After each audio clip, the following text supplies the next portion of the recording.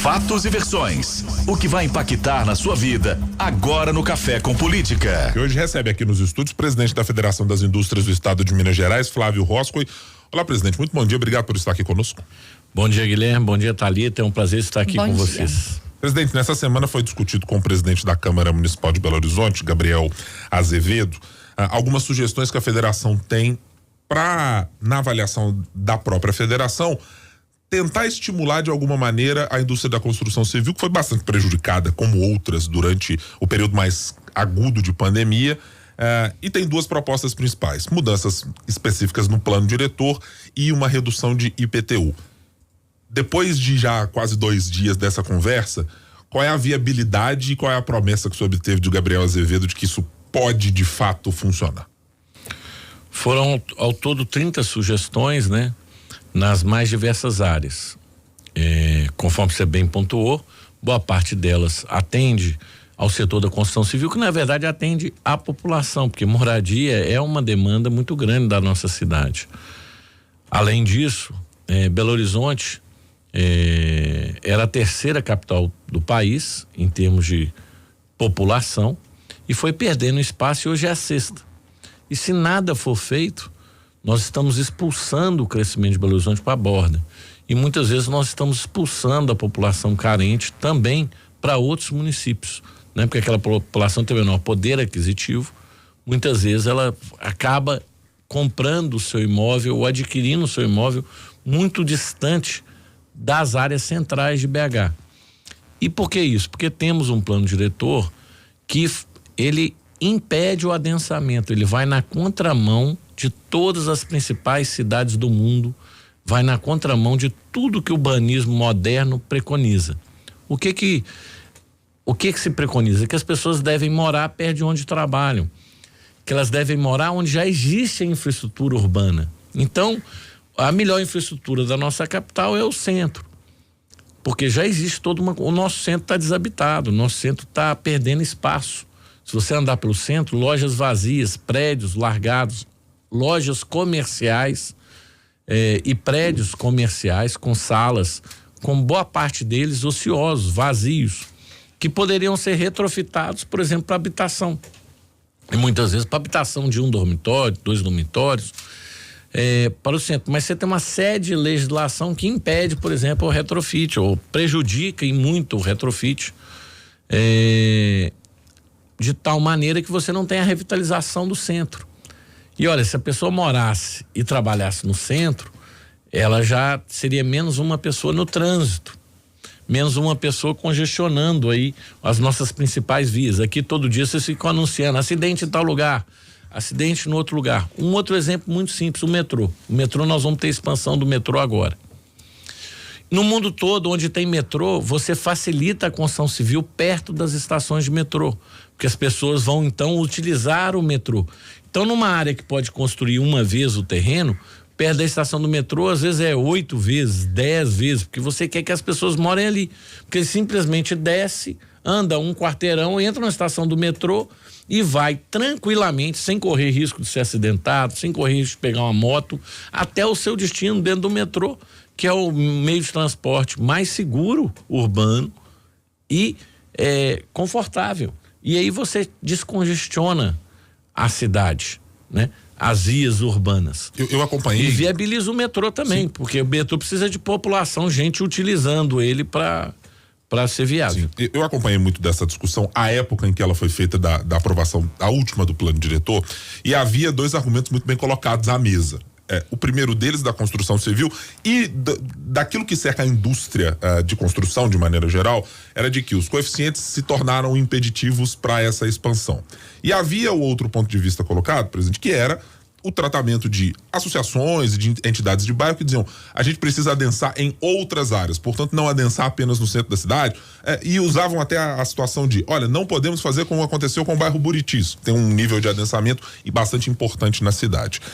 É esse mesmo tipo de situação que está colocado, é para esse mesmo olhar que a FIENG está direcionando nesse momento essa discussão com o presidente da Câmara, é uma necessidade de adensar regiões como o centro da cidade, onde já tem prédios de um tamanho X, para que seja permitido que esse adensamento aconteça, seja perto do metrô, seja no centro?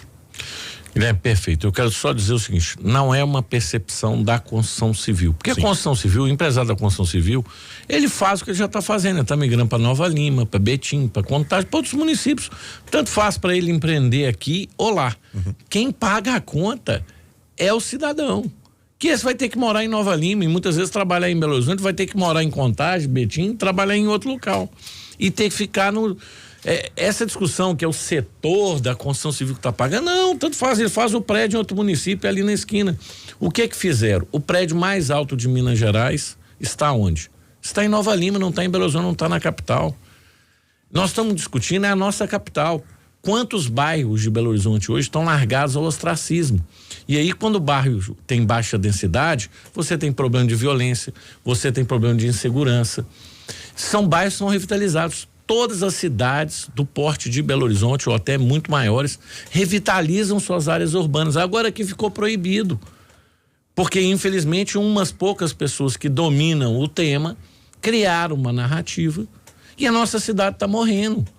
Quer dizer, nós somos a capital do segundo estado mais populoso do Brasil e somos a 6ª capital, indo para a 7ª, para a 8ª, para a 9ª. Daqui a 20, 30 anos vai ter alguém dando entrevista falando, Belo Horizonte agora é a 14ª capital do Brasil, mesmo com o segundo maior estado.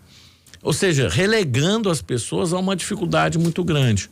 E queria dizer que a atual gestão também da prefeitura tem uma outra percepção do problema. Então eu acredito que tanto Câmara como Prefeitura sabem que há necessidade.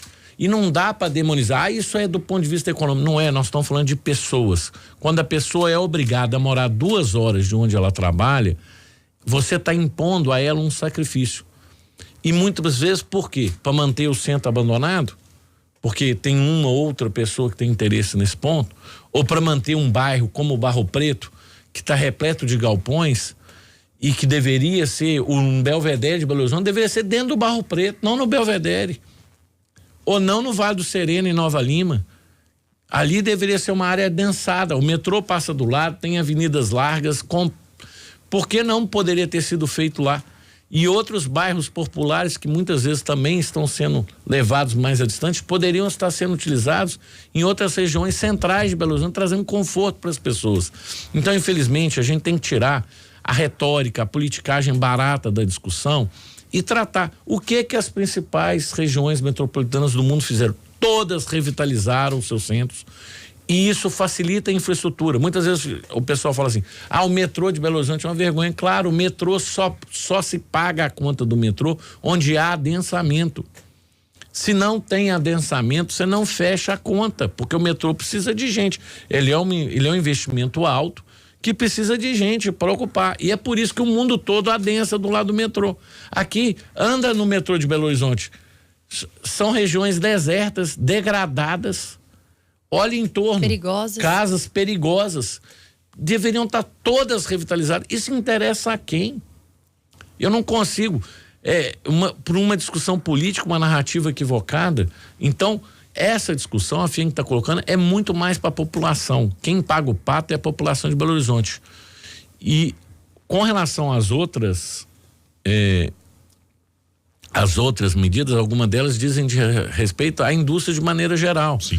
Para que a indústria possa se instalar em Belo Horizonte, porque a indústria se instalando em Belo Horizonte, ela traz com ela parte do ICMS que ela paga vem para o município, parte do imposto de renda vem para o município, todo o ISS das empresas que fornecem para a indústria vem para o município. Então a indústria, ela é uma importante fonte de arrecadação para a cidade que precisa dos impostos. Tem um cenário lá colocado pela FIENG, que é um cenário otimista, de 10% de redução de PTU ou de algo nessa ordem. O senhor acredita que é crível de que isso possa acontecer nessa faixa, ou na discussão e na conversa que o senhor teve com o presidente da Câmara, ele já sinalizou alguma coisa de ser, não, 0,5% é possível, 1% é possível? O que tem de cenário? Essa discussão, lembrando que Belo Horizonte hoje tem taxas de PTU para empreendimentos industriais das mais altas do Brasil, comparado com outros lugares.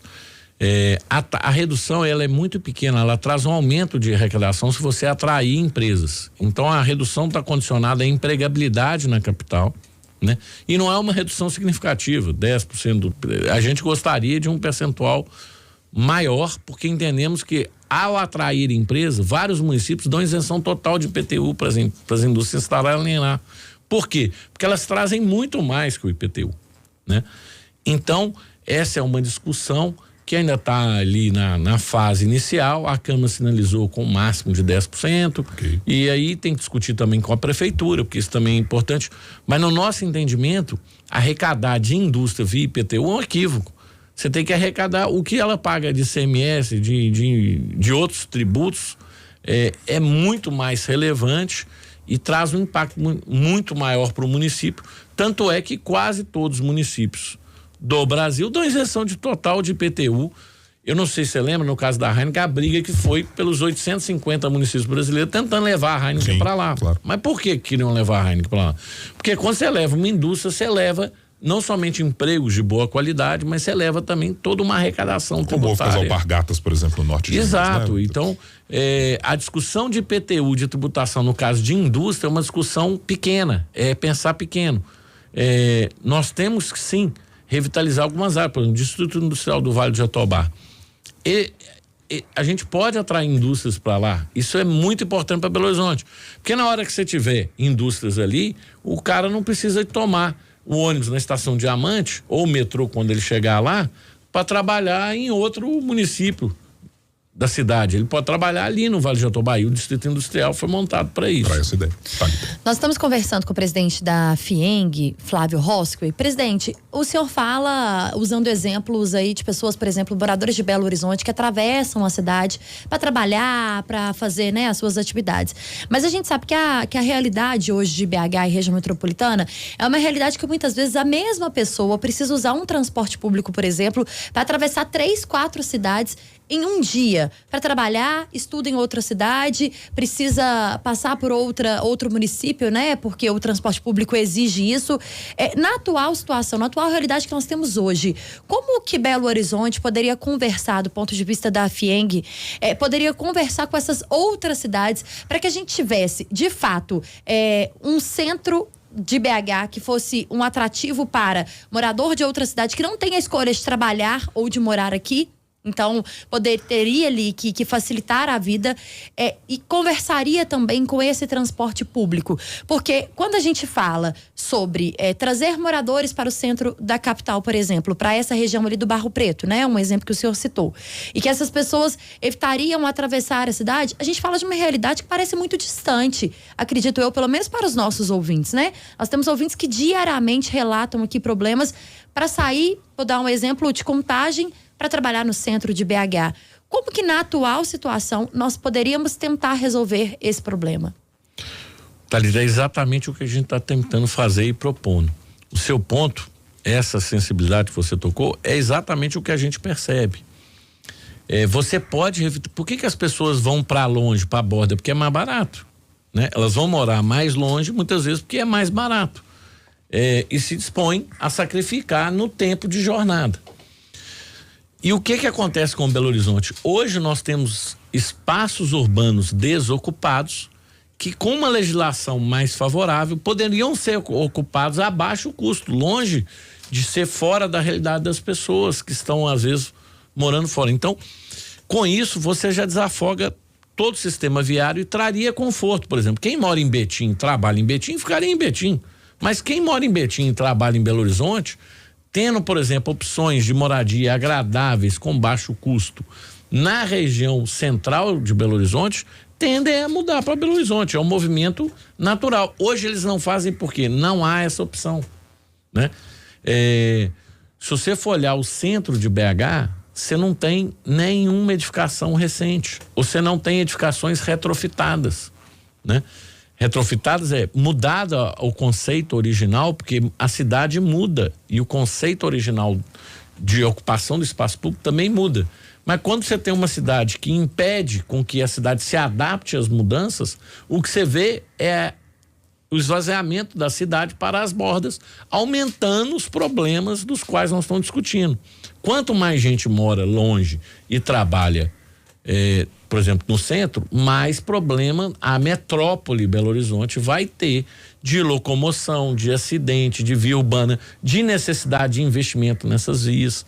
Se e você é um me problema pergunta... social, desculpa, presidente, mas é um problema também que envolve a questão social, né? Porque quando a gente passa pela região do Barro Preto ali, hoje a gente vê uma região de muitas lojas, região que é pouco utilizada ou nada utilizada do ponto de vista de moradia, mas é uma região em que é fácil você ser alertado por alguém sobre roubo, sobre moradores de rua, sobre usuários de droga. Então seria um trabalho muito mais amplo. Mas, o que acontece? Quando você tem regiões esvaziadas, elas não têm pessoas que circulam ali o dia todo, você tem um convite para violência urbana. Porque, claro, é a densidade, é o fluxo de pessoas que torna os ambientes mais seguros ou menos seguros. É muito confortável para alguém que quer cometer um crime atuar à noite num lugar que tem pouca gente circulando naquele lugar. Com muita gente circulando, o risco dele aumenta. E é o caso das nossas regiões vazias, é o caso do centro, é o caso do Barro Preto, é o caso de bairros que estão ali ao lado do centro, mas com uma densidade populacional muito baixa, né?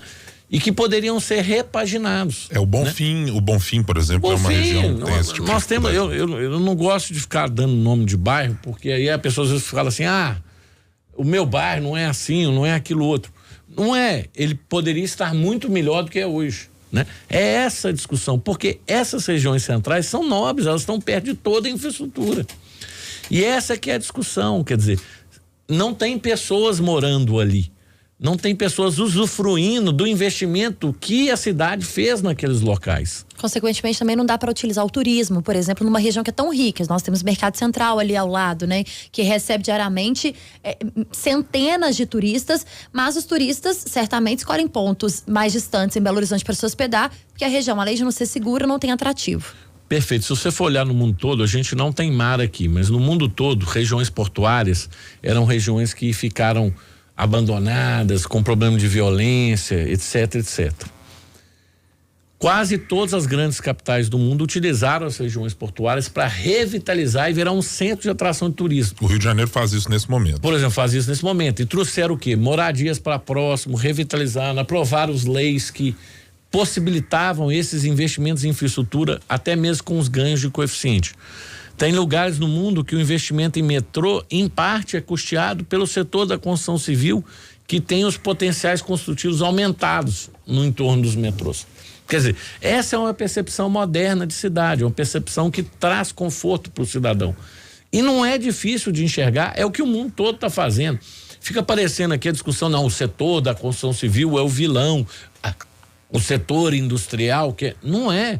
Nós queremos uma Belo Horizonte que dê orgulho para nós mineiros. A gente não quer entrar num centro decadente.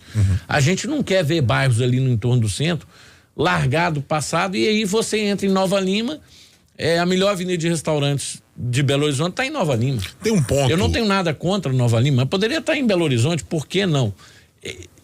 Dá a Belo Horizonte essa chance de florescer novamente. Sim, tem um ponto, presidente.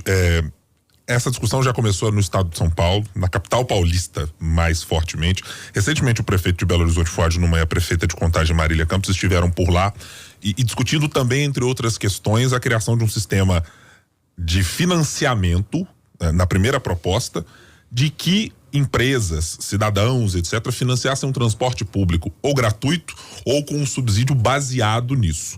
Se houver condições para que em Belo Horizonte, seja por parte do empresariado ou do setor produtivo de maneira geral, do cidadão, de termos, por exemplo, um imposto que criasse algo nesse sentido, ou alguma taxação neste sentido para transporte, porque é claro, ela tem um peso muito específico em produtividade de indústria, produtividade das empresas, no serviço e tudo mais. Se houver algum cenário possível disso para a capital ou não? Olha, eu não tive acesso ainda a essa proposta, não fico meio temeroso de comentar, porque eu não sei o que é. Se há criação de imposto, eu já vejo, quem paga o imposto é o cidadão, gente. Criar um novo imposto, o Estado já tem muito recurso. Vamos incentivar e facilitar a iniciativa privada a tomar as ações, é só facilitar. O que Belo Horizonte precisa hoje, na nossa leitura, e eu já conversei com o prefeito, ele tem esse entendimento também, é de uma facilitação, né? Hoje, tudo em Belo Horizonte é muito burocrático, é muito difícil, tem norma que regula tudo. Eu vou te dar um exemplo. Em Belo Horizonte, um dos maiores obstáculos a retrofitar os prédios do centro, que são prédios de salas comerciais, quando você vai fazer apartamento, é porque você não pode ter um banheiro sem janela. No Rio e São Paulo você pode, eventualmente, ter banheiro sem janela. E prédios de salas, muitas vezes eles têm uma parte só da sala com janela, ou você tem um miolo todo sem. Então você vai fazer uma construção, normalmente a pessoa prioriza botar o quarto com janela, a sala com janela, não o banheiro. Você tem soluções para o banheiro ter circulação de ar sem janela. Agora, como a lei proíbe, você não consegue viabilizar, transformar um prédio de sala num prédio de apartamento, porque ele não teve aquela vocação original no ato da sua construção, então não foi concebido para isso.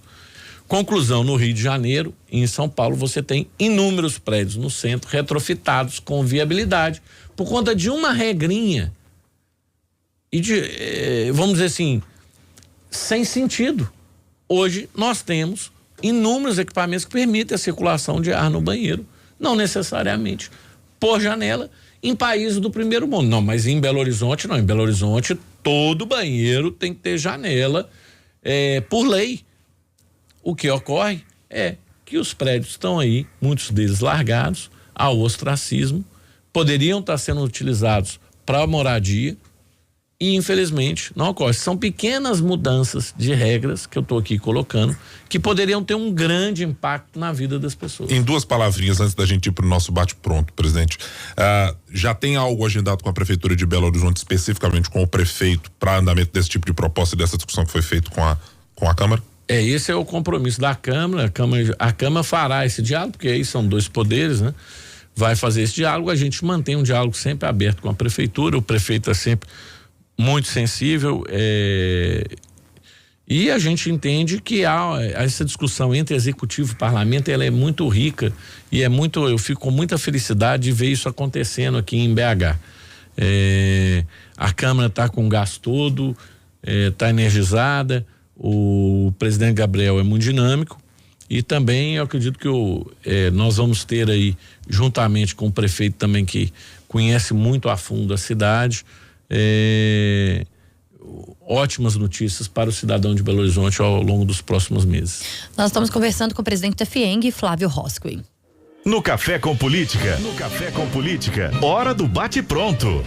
Presidente, o senhor já esteve aqui algumas vezes, conhece como é o nosso bate-pronto? Conheço. Perguntas rápidas e objetivas e respostas na mesma proporção. Começando, governo do presidente Luiz Inácio Lula da Silva 3. É um desafio para o Brasil. A relação de Flávio Roscoe com o Jair Bolsonaro.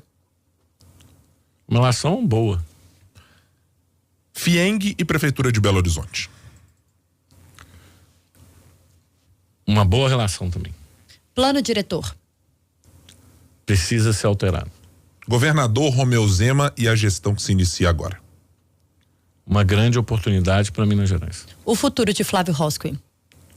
Continuar trabalhando pela indústria de Minas Gerais. Flávio Roscoe, presidente da Federação das Indústrias do Estado de Minas Gerais, foi aqui o nosso convidado no Café com Política nesta quinta-feira.